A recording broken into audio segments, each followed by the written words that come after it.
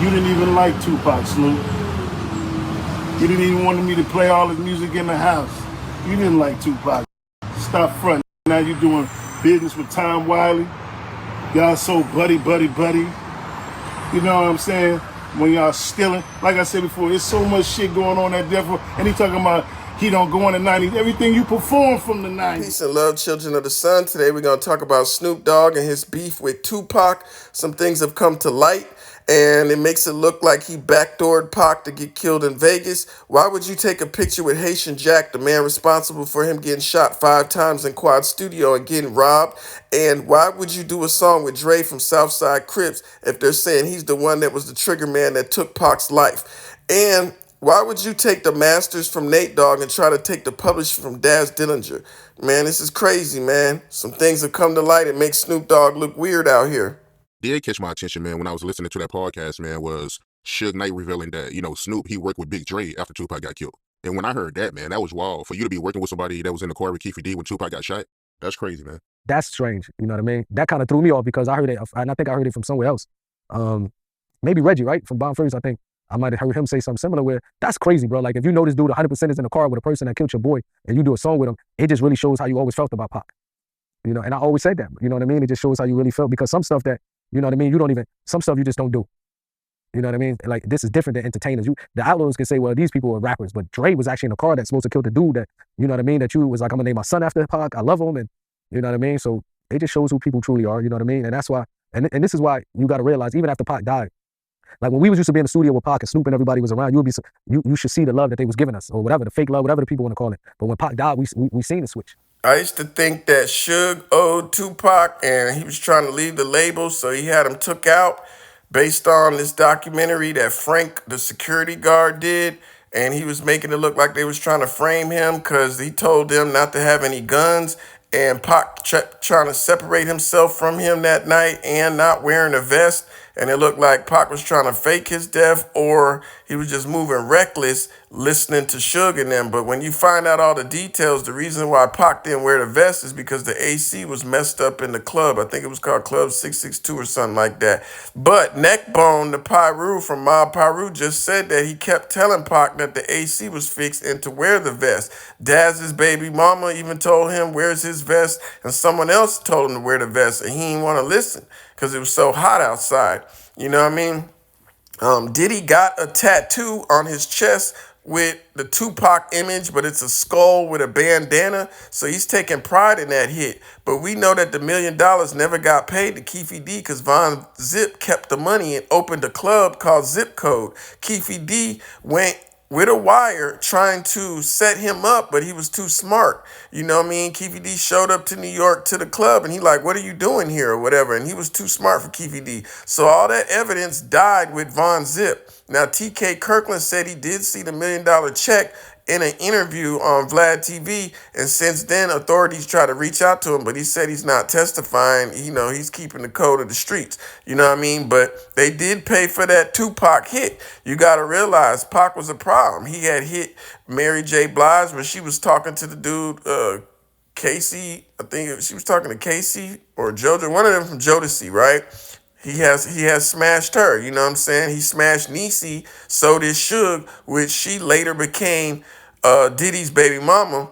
And he also messed with Kim Porter and Faith Evans. So he was sleeping with all the women at Bad Boy. Y'all got to remember, Bad Boy was cool with Suge to the point where Suge was letting him use his cars. He was picking them up from the airport. He let Biggie sample Dr. Dre and Snoop's albums on both of Biggie's albums. They was all cool until Wolf killed Suge's homeboy in Atlanta. And then with Pac getting out of jail, he wanted to ride on them because he felt like they set him up, on top of the fact that Biggie was the one responsible for them boys Dog Pound getting shot at in New York. They was in Red Hook, Brooklyn, finna do the New York video, and Biggie got on the radio saying, hey, we couldn't go to LA and shoot no video. I'm not saying to go do something, but they're located over here, and next thing you know, their trailer got shot up. So they was already beefing with Biggie and them. So Pac thought that the Dog Pound was gonna ride with them. They was calling themselves the Thug Pound and all of that, you know what I'm saying? And in fact, Pac used to run with Crips, the 40 Crips with Thug Life, you know what I'm saying? So they kept saying, oh, Pac gonna be from the Pound. And Suge and him like, nah, he gonna be from MOB. And eventually he chose the MOB side, which is crazy. But so did MC Hammer. MC Hammer had an MOB tattoo as well. Neckbone said he don't consider Pac a real Pyru, neither does Mob James, even though they had the mob tattoos and he was rapping about it and whatnot. Pac was running around trying to act like an enforcer, you know what I mean? He beat up Sam Snead for having New York niggas in the video and no Death Row people in the video. He also was going to beat up a dude just because his friend stole his chain and he wouldn't beat up his friends. You know, Pac was running around talking crazy, you know, he was trying to fight corrupt, all kind of shit, you know what I'm saying? So you see Snoop seeing his man changing on him. You know, Snoop gets on the radio and says, hey, Biggie and them always was my friends. I don't want to beef with them. And then on the 5-hour flight back to Cali, Pac wasn't even speaking to him. And then he tried to speak again and Pac went and got in the car and went to Vegas and then died like the next day. Didn't even speak to him.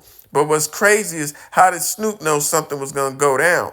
You know what I mean? How would you know? You didn't have no time. There was no cell phones, no none of that. But you warned Daz not to go down there, and Daz told Badass not to go. And then Warren G, everybody just didn't roll with the Bloods. They didn't want to be around them like something was going to take place. You know what I'm saying? So it makes Snoop look crazy. Then you got to look. Snoop had a song called Death Row Killers, which Master P told him not to put out. Snoop was mad at Daz for staying on Death Row, and he was mad at Corrupt for going back to Death Row. You know what I'm saying? So the whole time, Snoop was the main one that was like on some fuck Death Row. The other people from Dog Pound were still cool with it. You know what I'm saying? But there's some holes in Snoop's story. They saying that he's lying about the hospital visit and that Suge had to make him come down there to speak and give his last words to Pac. And then also they saying he's lying about being next to Pac when he was talking to Nas in Central Park in New York and all of that. You know, so there's a couple of little things. And then you seen after he got Death Row, the label back, he went and hooked up with Harry-O, which Harry-O had sued Suge. You know what I'm saying? That's kind of how Suge lost the label while he was in jail. Harry-O went after him, talking about he gave him seed money to start Death Row. And then also a female was trying to get Death Row up out of Suge's name. And then you got to look at the lawyer also who made over $18 million from the Death Row artist going to jail. He was corrupt and he had a piece in it too. So they were all trying to overthrow Suge. You got to look at the crooked cops. That was Bloods. They were part of the Rampart scandal. One of them got arrested for robbing a bank. They say that money that he robbed was supposed to pay for the hit of Biggie. They definitely said, everybody's saying that Poochie got Biggie up out of here and he was a Blood, you know what I'm saying? But when it comes to the Tupac, everybody's confused about it because even Suge got arrested and blamed for Pac's murder, which that later got dropped, you know what I'm saying? But we know Keefy D is taking credit for it and he's saying the Southside Crips did that, you know what I mean? But people are saying that the crooked cops was involved in both murders, you know what I'm saying? Suge said you want to look at who killed Biggie, it's the same people that killed Pac, you know what I'm saying? So, you know, but his son is accusing Snoop Dogg of some wild shit. Check this out. Let's get it. There is something going on. There's a feud right now, and I'll be the one to say it because it's my family, and it's like, and I'm who I am, and some shit went down at a show, you feel me, recently, and it's like, you know, I feel comfortable sharing and speaking on it. But supposedly Snoop, you know, got the okay from my grandma to go to her house and get my pop's masters. She, you know, pretty much showed him where the masters were, however this occurred, and he left with the masters. My uncle, when my daddy got sick, my uncle placed the masters at my grandma's house. Gotcha. He wasn't aware that Snoop went to my grandma's house and got the masters.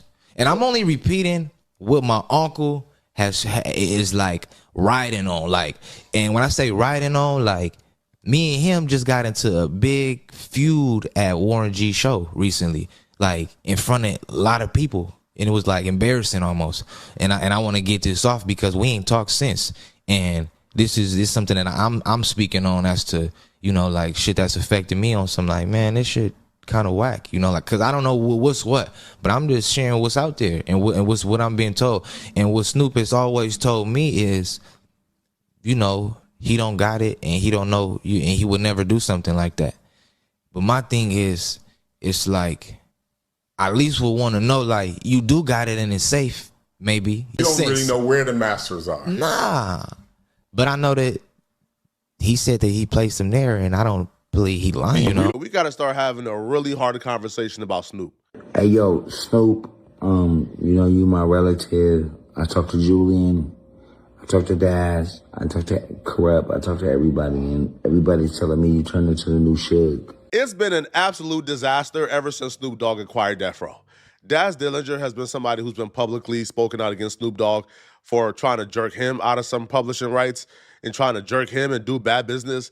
But Daz has pretty much been the only one, right, outside of Nate Dogg's son, who has came forward and levied accusations of bad business against Snoop Dogg. However, there are a lot of people behind the scenes who aren't willing to go public, who is calling out Snoop Dogg. And Ray J is claiming he spoke to one of them. Got shot up big. He was behind that, right? Yeah, we was in Red Hook, Brooklyn. We was shooting a video for New York, New York. And that's the scene that we on the stairs and shooting when it was snowing. And then we went to the trailer, you know, we smoking in there. And all of a sudden, a window pop. And some shit shatter. But motherfuckers are still partying in there, you know what I'm saying? Next thing I know, something shatter again. Pop, pop. You know, the street instincts kick in. Get on the floor. You know what I'm saying? And then they like, security running there, say, where's Snoop at? And everybody say nothing because, you know, we learn not to say nothing in case the nigga come in there want to shoot. And once he let us know it was Death Row Security, Frank, you know, Frank from Tupac, we, niggas get up, get the fuck up out of there. Video over with. Now we go to LA and start kicking the buildings over. You know what I mean? Because Funk Master Flex and Biggie got on the radio and just told him, this is where them niggas at. That's the address. That's where they at Times Square, represent New York. It was over with then. All hell jumped off. But all we was doing was giving praise to New York. You know, we thought we was doing something. You know, niggas always think they doing something because, you know, Melly Mel made up the hook. It was a Melly Mel song. We didn't change no lyrics. You know what I'm saying? But they took it the wrong way, maybe because we had 6'4" Lolos, niggas with khakis and smoking weed and shit. You know, that's when weed wasn't legal out there in New York. So, you know, but all shout out to New York, though. You know, I love y'all. Daz Dillinger. Was Tupac out yet when y'all trailer got shot up? Pac was out of jail, but he didn't come. And then once he heard about it, he went stupid ballistic. He was like, come on back home. And then, you know, that's when we started making songs like NY 187 and a whole bunch of songs that I produced that I ain't heard. That song, NY 187, is the song that Snoop is dissing Biggie. He's calling him fat and stinky and saying he got a dead eye. And then when you look at the footage from the House of Blues, Snoop was on stage with Pac in the background popping shit about Death Row versus Bad Boy.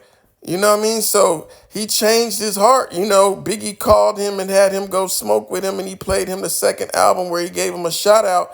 And Biggie also hit up Daz as well, you know what I mean? And this is after the beef with Pac had escalated. But fuck that. Niggas get you shot at, man, ain't no squashing it. You know what I mean? Puffy was popping hella shit. He's on one song talking about I put $1 million on y'all heads. And then also on that song, Long Kiss Goodnight, on Biggie's second album, he's doing all these ad-libs, popping shit. You know what I mean? So Puffy was instigating that whole thing. You know, Biggie didn't want no smoke. He was really kind of scared. You know what I'm saying? He didn't even want to go to L.A. the day he got killed. And Puffy's so dirty, they saying he tried to pay $30,000 to get Biggie hit because Biggie was leaving and had a $60 million deal with Rivera. You know what I mean? But Biggie was going to sign Puff under him. You know what I'm saying? He was trying to have him as an artist. And then on top of that, you know, he was mad that Biggie was getting his publishing for writing for Kim and them. You know what I'm saying? He had figured out that Puffy was robbing him of the publishing. You know what I mean? And then we find out now, after the documentary 50 Cent put out, Puffy made the estates of Biggie pay for Biggie's funeral. And he took Biggie off the Vibe magazine cover and put himself on it to promote his album. You know what I'm saying? So you didn't love Biggie, man. It's all fake love. Biggie's mom was saying you wasn't paying her. And they say that you owed Von Zip his money, you know what I'm saying, and Wolf money for investing in Bad Boy. Like, he didn't want to pay people, man. The dude was doing people dirty, you know what I'm saying?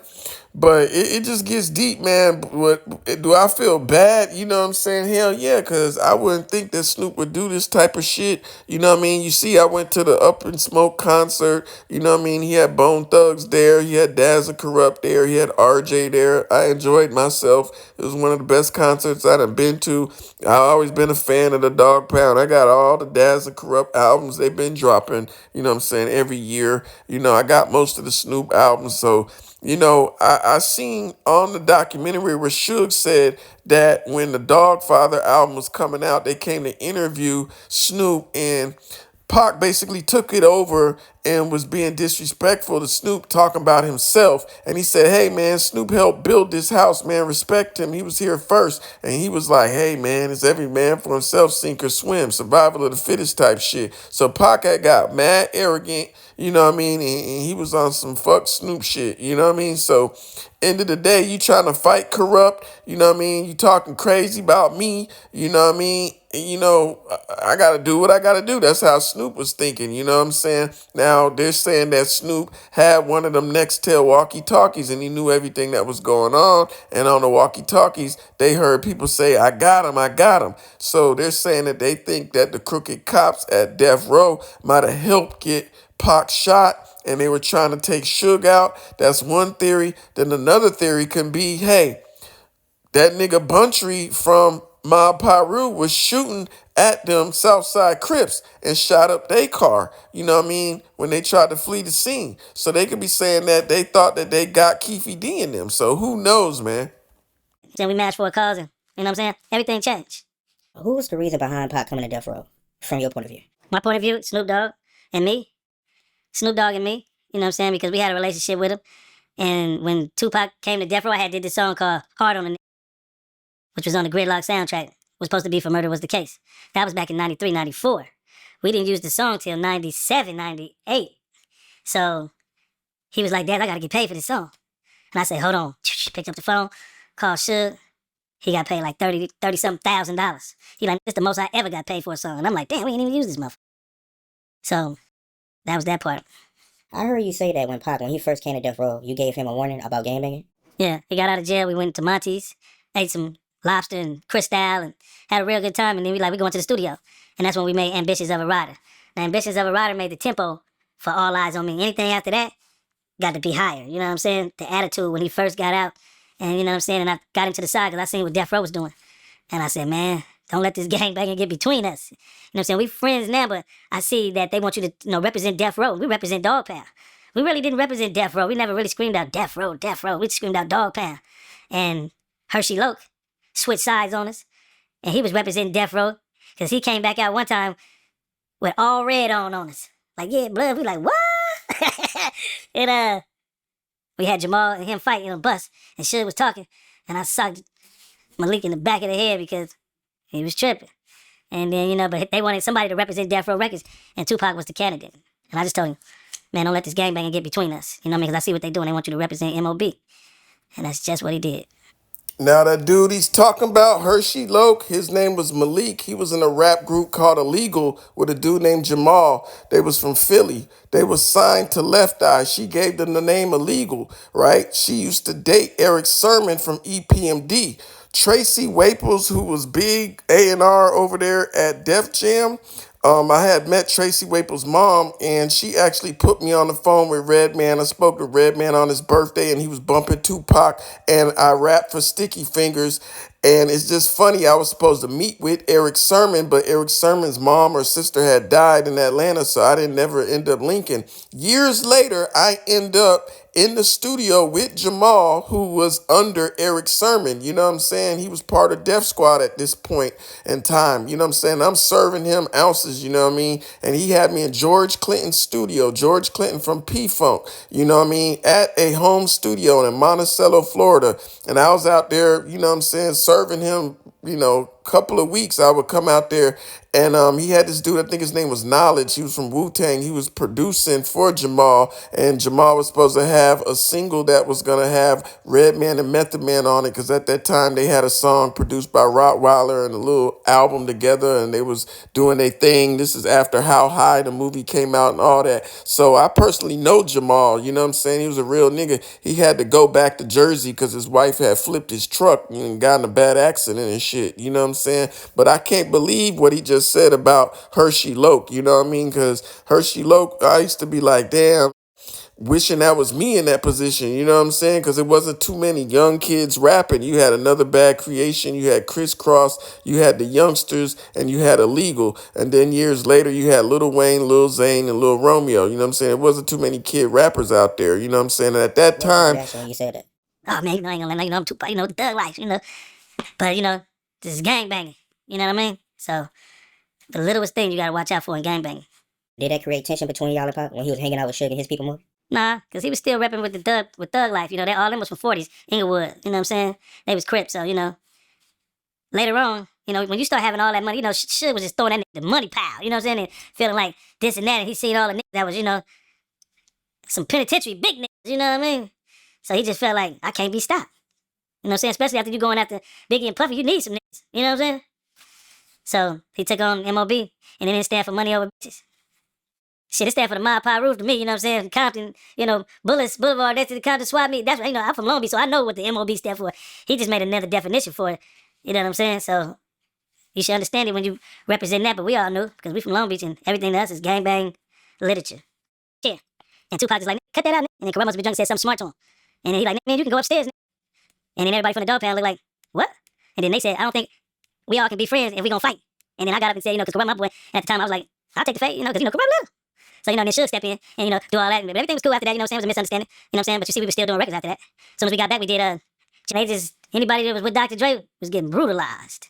From Tupac, Suge, and we used to be up in there strapped, though, because we never knew what was going on.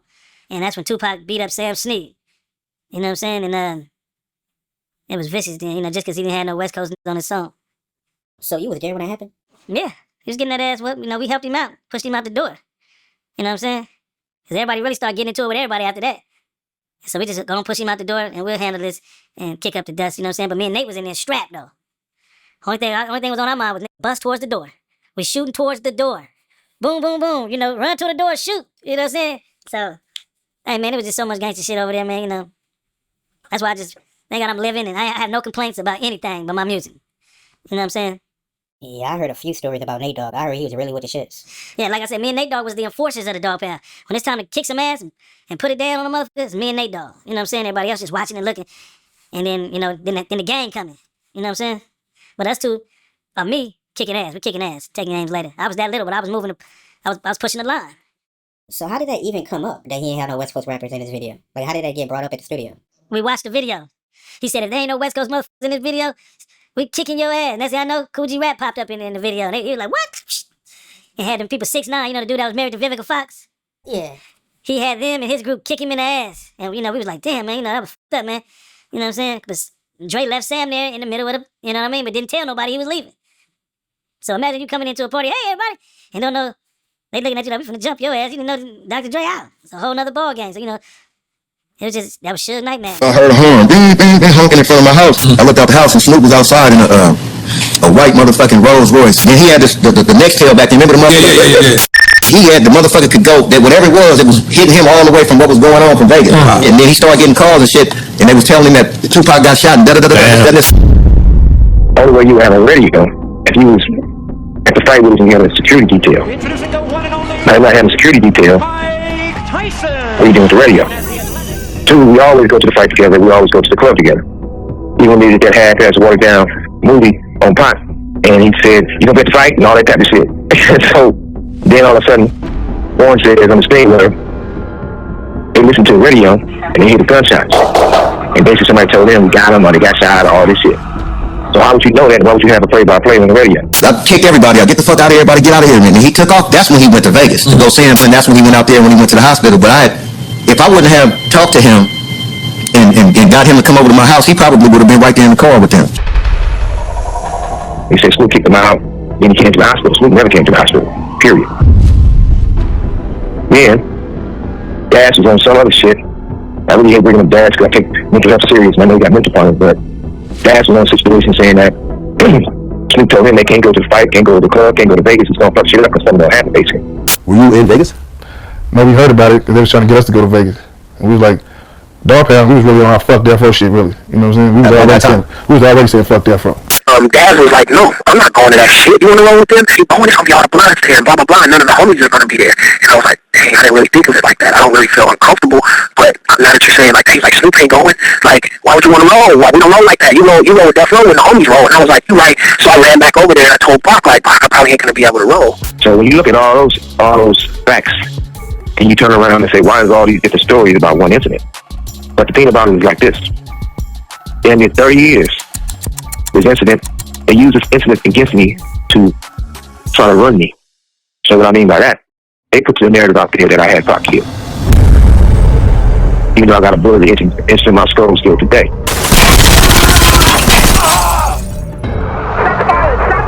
They put the narrative out there with a lie saying Baby Lane shot him, which he wasn't the shooter. See, we've been lied to about Suge. You know, all we heard is, oh, he's charging niggas triple on those advances. But hell, that nigga Nate Dog had robbed 7 Taco Bells. Suge paid $500,000 to get him out of trouble. You know what I mean? Jewel, she killed the dude. He paid $700,000 to save her. Then he paid $1 million to get Snoop out on bond, plus paid for his lawyer, which was probably $1 million. You know what I mean? And then Dr. Dre had a deal so bad that he went and talked to Eazy-E and got him out of the deal with Ruthless to where Eazy-E will still get paid $1 off of everything that Dr. Dre would put out. That's why he said Dre Day is still Easy Payday. They never beat up Eazy-E. They never stuck him with an AIDS needle. That never happened. You know what I'm saying? We're hearing all these stories about Suge. He hung Vanilla Ice over a balcony. He did this, did that. But the whole time he did a lot of good. Now, there was some bad things where somebody got a car bought for them off of somebody else's budget on death row. You know what I'm saying? He did pay for Nate Dogg's child support with somebody else's budget. So there was a little scamming going on over there. But for the end result, he was putting everything in his name. And RBX was smart. He said, I don't want that car. I want my money, you know what I'm saying, my publishing. You know what I'm saying? The other people, they didn't know no better. So when Snoop went over to Master P, you know, Master P bought him a house, gave him this, gave him that, taught him how to do business the right way. You know what I'm saying? But